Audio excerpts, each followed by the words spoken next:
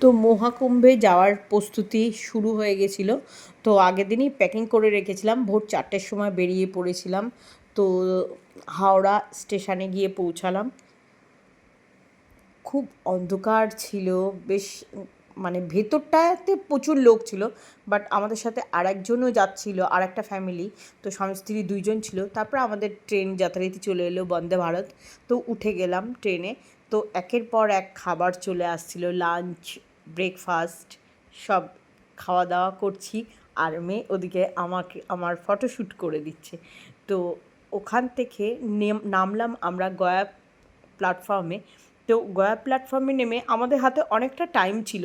তারপরের ট্রেনটা ছিল 7টা, 7:30 নাগাদ এরকম সময়টা ছিল।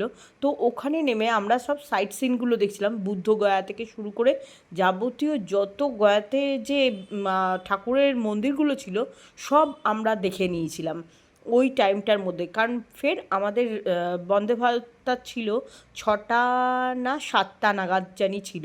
ততক্ষণের মধ্যে আমাদের আবার গয়া প্ল্যাটফর্মে পৌঁছাতে হবে। তো যথারীতি আমরা আবার পৌঁছে গেলাম প্ল্যাটফর্মে।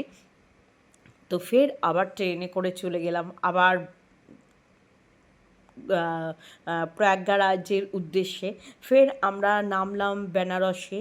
বেনারসে নামার পর, গুড মর্নিং বন্ধুরা।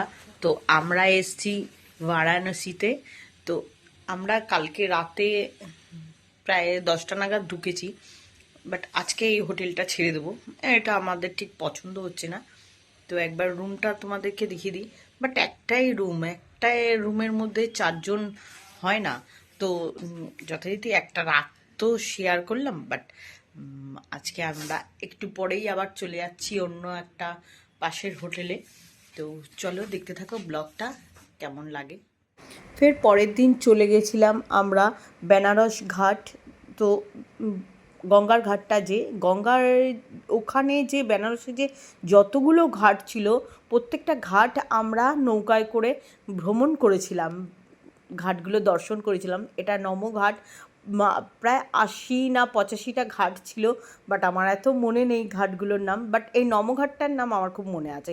তারপরে ওখানে আমরা লাঞ্চ সেরে নিয়েছিলাম। লাঞ্চ সেরে নেওয়ার পর সন্ধেবেলা আমরা এখানে আরতিটা দেখছিলাম। উফ, আমি জীবনে কোনো দিন ভুলবো না এই আরতিটা, আমার মনের মণিকোঠায় থাকবে।